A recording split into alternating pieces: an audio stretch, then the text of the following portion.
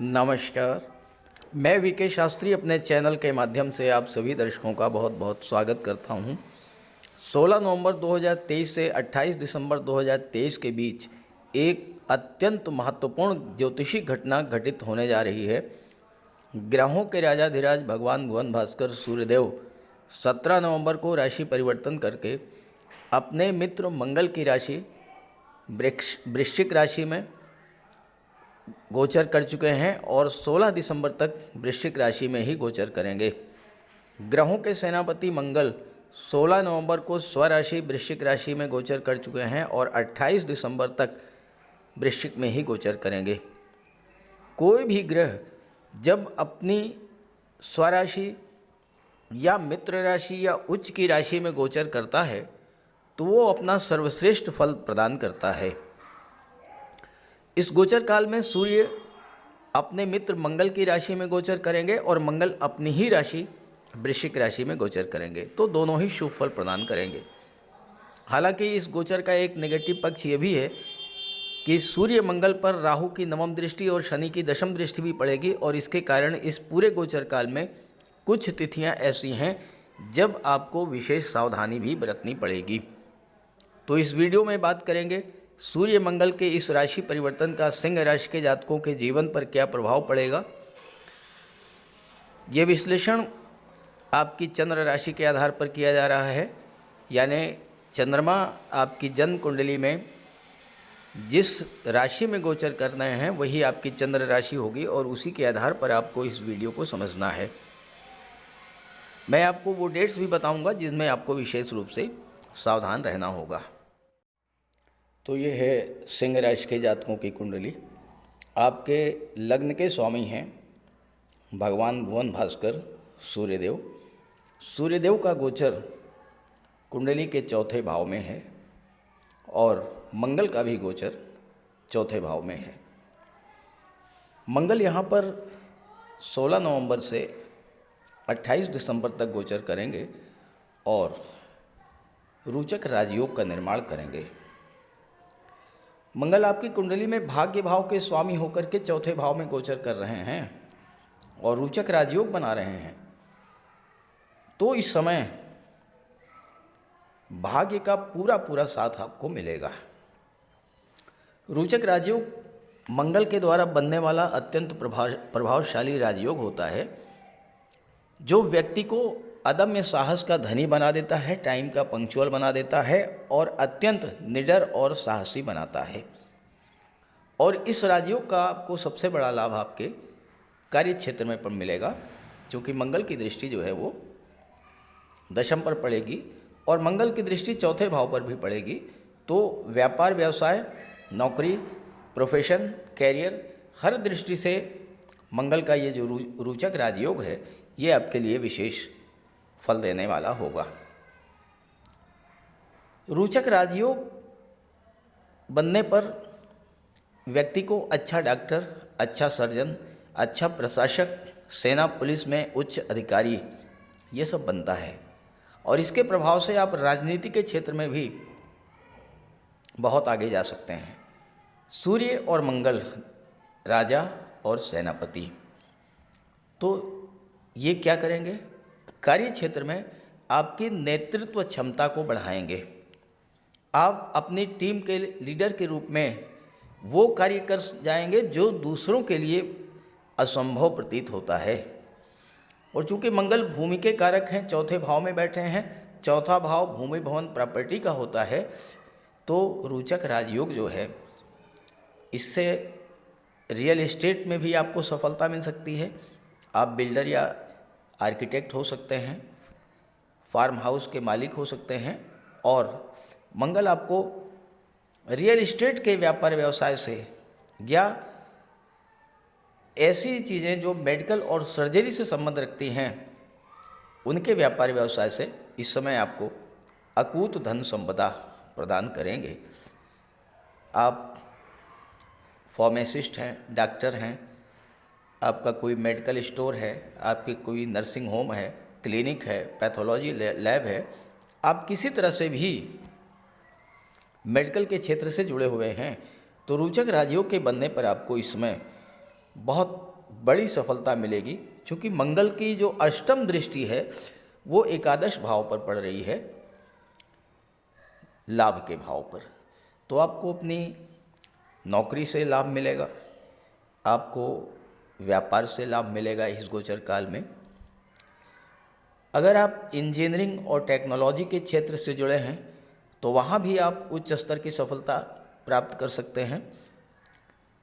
इस राजयोग के बनने पर आप अपनी जिम्मेदारियों को निभाना सीखते हैं, कर्तव्यनिष्ठ बनते हैं, वाणी के धनी बनते हैं, जो कह दिया वो कर जाते हैं।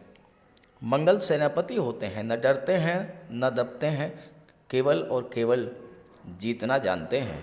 मंगल आपके अंदर त्वरित निर्णय की क्षमता बढ़ाएंगे, कार्य को पूरा करने की क्षमता बढ़ाएंगे, और आप एक बार जो तय कर लेंगे उसे हर हाल में पूरा करेंगे, चाहे कितना भी बड़ा चैलेंज आपके जीवन में क्यों ना हो। तो यहाँ पर मंगल आपके कार्य क्षेत्र को बहुत अधिक प्रभावित करेंगे।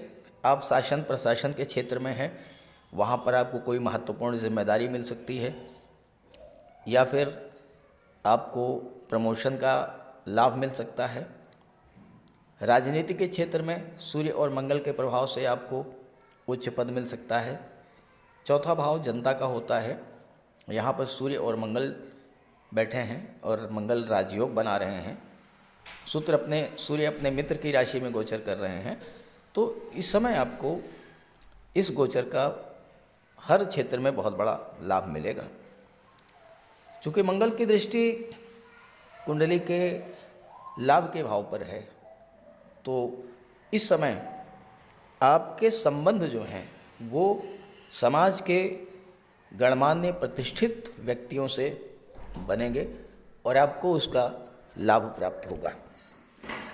आपकी कुंडली में भाग्य के भाव में देवगुरु बृहस्पति का गोचर है, और देवगुरु बृहस्पति भी इस समय बहुत मजबूत स्थिति में गोचर कर रहे हैं। देवगुरु का चांडाल दोष समाप्त हो चुका है, और देवगुरु जब भाग्य के कारक होकर के भाग्य के भाव में बैठे हैं तो बहुत सी ऐसी चीज़ें हैं जो आपको भाग्य के सपोर्ट से मिल जाएंगी। अभी तक क्या हो रहा था कि देवगुरु के साथ राहु का गोचर था, और राहु का गोचर होने के कारण आपके कार्य बनते बनते बिगड़ जा रहे थे, कार्य अधूरे रह जा रहे थे, कार्य करने की आपके अंदर इच्छा ही नहीं थी, उत्साह नहीं था। राहु यहाँ से हट चुके हैं, मंगल की दृष्टि पड़ रही है, आप पूरे उत्साह के साथ, पूरे बल के साथ अपने कार्य क्षेत्र में आगे बढ़ेंगे, और इसमें आपको भाग्य का साथ मिलेगा, लाभ की प्राप्ति होगी। गुरु पंचम भाव के भी स्वामी हैं। शनि आपकी कुंडली में सप्तम भाव में गोचर कर रहे हैं और छठे भाव के स्वामी हैं। शनि का भी गोचर आपके लिए बहुत शुभ है, क्योंकि 4 नवंबर को शनि मार्गी हो चुके हैं, और जब शनि मार्गी हो चुके हैं तो आपको कैरियर बनाने में हेल्प करेंगे, व्यापार में आपकी मदद करेंगे, और जो छात्र प्रतियोगी परीक्षाओं की तैयारी कर रहे हैं उनके लिए बहुत ही समय ये श्रेष्ठ है। इस समय का आपको लाभ उठाना चाहिए, और अगर आपने प्रयास किया पूरी तरह से तो आपको सफलता भी मिलेगी। शनि सप्तम भाव में बैठे हैं, सूर्य मंगल चौथे भाव में बैठे हैं। शनि की अष्टम दृष्टि चौथे भाव पर पड़ रही है। मंगल भूमि के कारक होते हैं, शनि क्या हैं, ये निर्माण के कारक होते हैं। इस समय आप कोई भूमि भवन प्रॉपर्टी खरीदना चाहते हैं, वाहन खरीदना चाहते हैं, उसके लिए भी ये समय बहुत ही अनुकूल है। लेकिन एक बात का ध्यान रखें आप, सब कुछ अच्छा ही अच्छा है, लेकिन कुछ डेट्स ऐसी हैं जब आपको विशेष रूप से सावधान रहना होगा। देखिए, राहु की नवम दृष्टि सूर्य मंगल पर पड़ रही है, शनि की दशम दृष्टि पड़ रही है। शनि क्या करते हैं, कार्यों को डिले कर देते हैं, बाधा उत्पन्न करते हैं। राहु जब सूर्य पर दृष्टि डालेंगे तो ग्रहण दोष बनेगा, मंगल पर दृष्टि डालेंगे तो अंगारक दोष बनेगा, और इससे क्या होगा कि आपके अंदर क्रोध, उग्रता, तनाव बढ़ेगा। चौथा भाव आपके पारिवारिक वातावरण का होता है, चौथा भाव आपका घर होता है। तो सूर्य और मंगल जब राहु से और शनि से दृष्ट होंगे तो आपके घर में तनाव उत्पन्न हो सकता है, भूमि भवन प्रॉपर्टी का कोई विवाद भी हो सकता है। तो नवंबर के महीने में 2 डेट्स ऐसी हैं, 27 और 28 नवंबर। इन डेट्स में क्या होगा, शनि और मंगल का अंश बल बराबर होगा। शनि और मंगल एक दूसरे से बहुत निकट होंगे और दोनों ही शत्रु हैं। तो ऐसे में आपको विशेष सावधानी बरतनी होगी, क्योंकि मंगल जब खराब होते हैं तो परिवार में कलह तनाव की स्थिति पैदा कर देते हैं, भूमि संबंधी विवाद उत्पन्न कर देते हैं। हो सकता है कि आपको कोई कर्ज भी लेना पड़ जाए। सूर्य पर जब राहु की दृष्टि पड़ेगी उस और शनि की दृष्टि भी पड़ेगी सूर्य पर, तो अगर आप हाई ब्लड प्रेशर के मरीज हैं या माइग्रेन सिरदर्द से पीड़ित हैं, विशेष सावधानी रखना होगा आपको। पिता से संबंध आपके खराब हो सकते हैं, दाम्पत्य जीवन में कटुता बढ़ सकती है, बड़े भाई से विवाद हो सकता है और अत्यधिक क्रोध आपको आ सकता है। शनि के कारण आपके शरीर में आलस्य, थकान, काम में मन न लगना, आत्मविश्वास में कमी, ये सब समस्याएं उत्पन्न होंगी। तो 27 और 28 नवंबर को विशेष ध्यान रखिएगा। किसी तरह का कोई प्रॉपर्टी का सौदा मत कीजिएगा, किसी को कोई पैसा मत दीजिएगा, लेन देन किसी तरह का इस समय मत कीजिएगा। और दिसंबर का महीना जब है, जब दिसंबर का महीना आएगा तो दिसंबर के महीने में 3 डेट्स ऐसी हैं, 22, 23 और 24 दिसंबर। इन डेट्स में क्या होगा कि राहु और मंगल दोनों का अंश बल बराबर होगा। जब दोनों का अंश बल बराबर होगा, राहु और मंगल दोनों एक दूसरे के बहुत नज़दीक होंगे। अब मंगल और सूर्य तो ऊर्जा के कारक हैं। राहु क्या करते हैं, मंगल की ऊर्जा को दिशाहीन बना देते हैं, भ्रम पैदा करते हैं। आप करना बहुत कुछ चाहेंगे लेकिन नहीं कर पाएंगे और ऐसे में हताशा और निराशा जन्म लेगी। तो 22, 23, 24 दिसंबर और 27, 28 नवंबर को विशेष ध्यान रखिएगा। अपने कार्य क्षेत्र में, अपने घर परिवार में किसी तरह का कलह तनाव उत्पन्न ना हो और कार्य क्षेत्र में भी कोई अप्रिय स्थिति ना बने। इसके लिए आप सबसे बड़ा उपाय है कि बजरंगबली की शरण में चले जाइएगा, बजरंगबली की आराधना कीजिएगा, हनुमान चालीसा का पाठ कीजिएगा, बजरंग बाण का पाठ कीजिएगा, सुंदरकांड का पाठ कीजिएगा। ये सब कार्य आप करेंगे तो राहु और शनि की दृष्टि का जो अशुभ प्रभाव है वो आप पर नहीं पड़ेगा। तो ऐसा ज़रूर कीजिएगा और इस गोचर का लाभ उठाइए। साथ ही साथ ये वीडियो आपको अच्छा लगे अपने साथियों को, मित्रों को भी ज़रूर शेयर कीजिएगा। नमस्कार।